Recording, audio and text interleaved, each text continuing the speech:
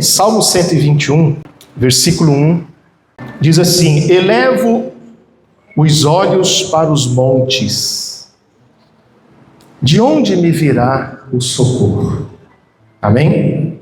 O salmista aqui, o rei Davi, que estava acostumado com tantas batalhas, tantas lutas, tantas guerras, como muitos de nós, nos dias de hoje, lutas, aflições. E o salmista, vivendo numa região onde ele vivia, uma região montanhosa, aonde eles estavam acostumados a subir os montes. Então ele olha para um lado, e de um lado tem o monte Sinai, aonde Abraão levou Isaac para sacrificar. De um outro lado, Monte Horebe, onde Elias teve ali uma experiência com Deus, e tantos montes aonde eles estavam acostumados. Então Davi, também da mesma maneira, na hora de uma aflição, ele olha para aquela região e ele pensa, de onde me virá o socorro? Ele ergue os olhos e pensa, de onde vai vir o meu socorro? Então, no versículo 2, ele mesmo responde, dizendo: o meu socorro vem de quem? Vem do Senhor, que fez o céu e a terra. Ou seja, não vai vir desse monte, nem daquele outro. Então isso é uma lição para nós, irmãos, para nós aprendermos que o nosso socorro só vem do Senhor. E que a gente só tem que esperar do Senhor. A Bíblia diz que vão é o socorro do homem. Às vezes você se apoia em alguém, você espera em alguém. Não que a gente não tenha que procurar ajudar uns aos outros, devemos, mas o ser humano é falho. E você já deve ter se decepcionado com muitas pessoas, como eu já me decepcionei. Mas isso é natural do ser humano, não deveria ser assim, mas é natural. Então nós temos que esperar o socorro de quem? De Deus, do Senhor.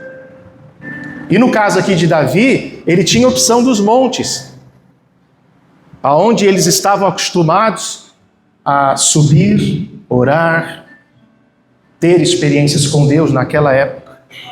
Mas mesmo Davi vivendo naquela época, muitos anos atrás, antes de vir o Evangelho, porque no Evangelho Jesus ensinou que não é nem mais no monte e nem mais em Jerusalém. Ele disse isso para a mulher samaritana, quando ele teve aquela conversa com ela, lá no poço de Jacó. E a mulher samaritana, ela disse assim, nós samaritanos, nossos pais adoraram neste monte, vós dizeis que é em Jerusalém, vós judeus dizeis que é em Jerusalém. Ou seja, no templo, quando eles falavam Jerusalém, era no templo, e só havia um templo naquela época, que depois foi destruído. E Jesus disse, nem neste monte e nem em Jerusalém, mas em espírito e em verdade, ou seja, em todos os lugares, sem a dependência de um lugar. O Evangelho veio para tirar esse misticismo de uma pessoa, de um lugar e de objetos. O Evangelho tirou esse misticismo, a religião tinha. Na religião tinha o local sagrado, o profeta sagrado, tinha os objetos sagrados. No Evangelho não. O único sagrado é o Senhor Jesus. Amém? Quem entregou a vida para Ele. Então isso é uma lição para nós, porque hoje muitas pessoas estão procurando socorro em locais sagrados, supostamente sagrados, em pessoas supostamente sagradas, mais santo, mais consagrado do que o outro, ou em objetos. Se eu pegar tal objeto que o pastor vai dar na reunião, a minha vida vai mudar. Não, a vida de ninguém muda por um objeto que a gente entrega na igreja para ajudar a pessoa, às vezes, que está começando. Porque eu penso que quando a gente entrega algo, que a gente abençoa e fala, você vai usar, é para as pessoas que estão começando. Quem já está estruturado na fé, sabe que o socorro vem do Senhor e que não precisa dessas coisas. O centurião, que não era um cristão, ele sabia muito mais disso. Quando Jesus quis ir na sua casa, porque o seu servo estava doente, mas Jesus quis ir na casa dele, e ele disse o quê? Não, mestre, não sou digno de que entres debaixo do meu telhado, mas manda só uma palavra, e ele ficará curado. E Jesus ficou maravilhado, que não precisou nem da presença física de Jesus, não precisou nem Jesus impor as mãos, não que seja errado impor as mãos, e não precisou enviar nada para ele, mas bastou uma palavra. E o rapaz ficou curado. E Jesus falou para os discípulos: nem mesmo em Israel, quer dizer, no meio dos religiosos, eu vi tanta fé. Amém? Então é essa fé que nós devemos ter. Qual tipo de fé? Essa que crê que o que nós precisamos vem do Senhor, é de Deus. É do alto que vem o nosso socorro. Não é de uma experiência sobrenatural num monte, se alguém subir no monte. Estou dizendo que é errado de alguém, por um propósito inspirado no seu coração, ir lá, subir, fazer uma oração, isso é gostoso. Mas não se tornar aquilo como um local místico. E muitas pessoas tornam locais místicos. Quando a pessoa diz: quando eu pisar em tal igreja, minha vida vai mudar. A pessoa está tornando aquele local místico. Nenhuma pessoa, sua vida muda quando pisa num local, numa igreja. Quem muda a vida das pessoas, quem é? É o Senhor, através da sua fé. E nem a oração de um pastor. Porque aquele pastor é mais consagrado, aquele pastor é mais ungido. O mais ungido é Jesus Cristo. O mais consagrado é o Senhor Jesus. A minha oração ajuda, mas não muda a vida de ninguém. A oração tem um efeito temporário. O que muda é o teu compromisso com Deus, a tua vida com Deus. Então, o teu socorro, nosso socorro, se você está precisando de um socorro por esses dias, ou hoje, ou agora, e sempre passamos por problemas, situações que precisamos do socorro. Amém? Então nós temos que parar de mistificar lugares, pessoas, pastores ou qualquer outra coisa. A fé, ela tem que ser pura e simples. E é essa fé que crê que o nosso socorro vem de onde? Do Senhor, vem de Deus. Então não fique dependendo da fé de outra pessoa. Não se apoie numa outra pessoa. Não pense que uma pessoa é mais especial do que a outra. Não pense que alguém é mais ungido do que o outro, é mais consagrado que o outro. Isso, no Evangelho isso não existe. Todos nós entregamos a vida para Jesus, então todos nós somos ungidos e consagrados igualmente. Quem crê nisso, diga amém. Não há diferença. A diferença está na fé. Então, quando eu olho para os problemas, eu olho para as situações, a tendência nossa é o quê? É como Davi, como ele disse no versículo 1, eleva os olhos para os montes, de onde vai vir o meu socorro? Daquela campanha, daquele objeto sagrado, daquele pastor, tem um pastor que vai vir aí, tal e lugar, eu vou correndo lá porque ele é ungido. Aí as pessoas vão. Aí, pela emoção do momento, elas se sentem um pouco melhor, mas a vida não muda. Porque o socorro verdadeiro vem única e exclusivamente do Senhor Jesus. É dele. Então não espere por ninguém, não dependa de um local sagrado. Ore a Deus. Ele prometeu: invoca-me no dia da angústia, eu te livrarei, tu me glorificarás. Quem crê nisso? Então não espere ninguém invocar por você. Clame por ajuda, clame por socorro. Seja por você, seja pela tua família. Não espere um momento, não espere, porque no Evangelho não tem a hora certa. Nós costumamos falar, repetidamente, porque a gente acostumou com isso e repetimos, muitas vezes falamos sem pensar: olha, hoje é o dia da tua vitória. Mas você já ouviu isso muitas vezes: hoje é o dia da tua vitória. E alguém diz assim: mas minha vitória nunca chega.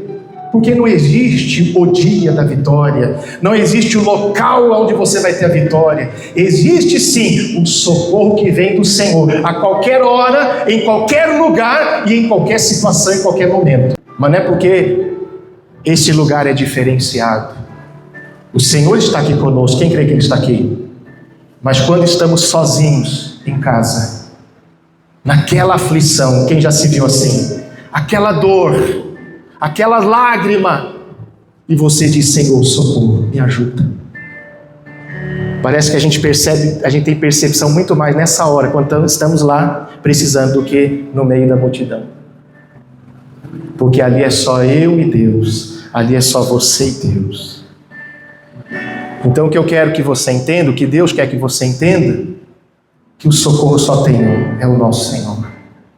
E que nós temos que parar de mistificar lugares, pessoas e objetos. Amém?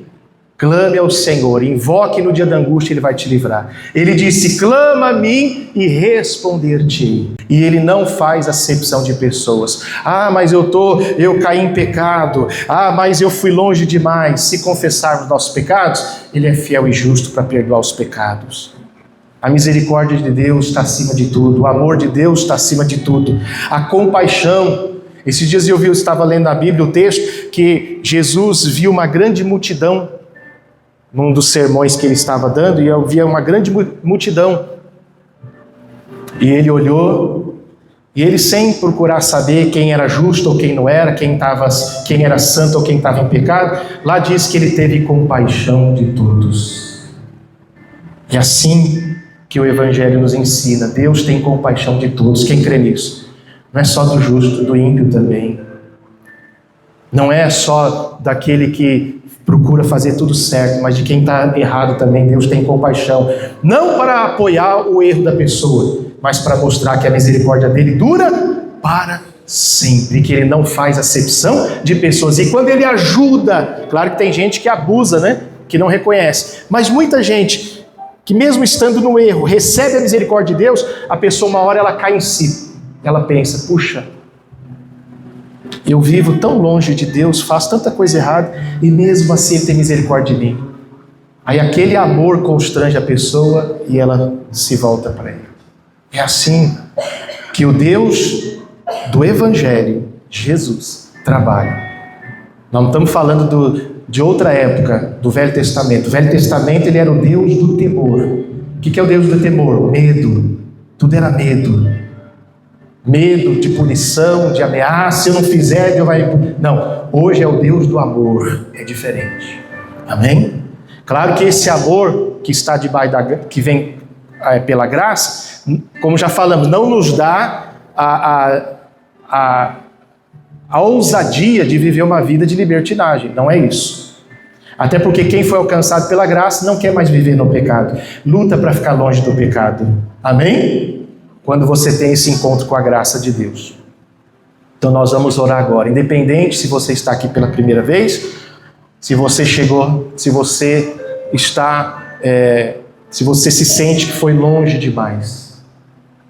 Essa semana mesmo eu conversei com pessoas, às vezes as pessoas mandam mensagem, ligam para mim. Tem muita gente que a gente atende, eu não falo aqui. Eu sou uma pessoa que eu não gosto de ficar publicando, não gosto de fazer visita e tirar foto, só para mostrar, estou fazendo visita. Eu faço muitas visitas que ninguém sabe, mas Deus sabe. E essa semana atendi pessoas desesperadas, porque, pastor, eu pequei, eu errei, está tudo perdido para mim. E eu disse: não está não, não está. Se você é humilde, sincero, se arrependeu, pede perdão para Deus, Ele vai te levantar de novo. Ah, mas acho que Deus não me aceita mais. Claro que aceita, quem disse isso? O próprio Jesus disse, quando perguntaram quantas vezes eu devo perdoar o meu irmão, 7 vezes, Ele disse: não, 70 vezes 7, é um número infinito, porque num dia só.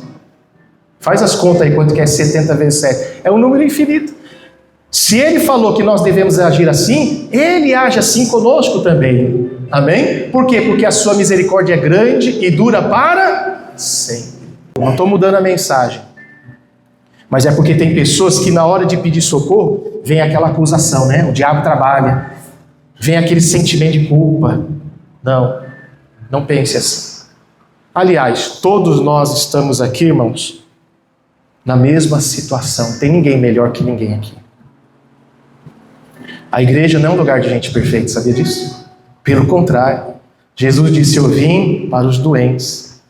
Então, maneira de falar, todos nós aqui somos, entre aspas, doentes espiritualmente, no sentido que nós carecemos da graça e da misericórdia de Deus.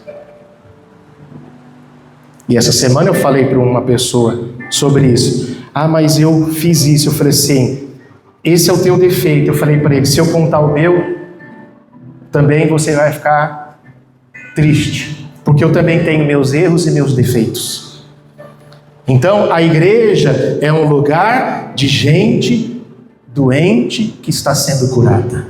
A igreja é um lugar de pessoas imperfeitas que estão lutando a cada dia para ser melhor. Mas nós temos a consciência que nunca seremos perfeitos. A perfeição vem dele. Ele nos aperfeiçoa a cada dia. A perfeição está nele. Então aqui não é uma reunião de pessoas perfeitas, pelo contrário. Aqui é um local é uma reunião de pessoas imperfeitas, que mesmo assim crê no Senhor, que não larga a mão dele, amém? Que está com ele, procura estar com ele todo dia, mas que é humilde e sincero e reconhece: Senhor, eu reconheço que eu preciso de Ti. Eu reconheço que eu dependo da Tua misericórdia. Eu reconheço que eu dependo da Tua graça. Por isso que eu estou aqui e por isso que eu não vou sair da Tua presença. Quem vai ficar firme com Jesus?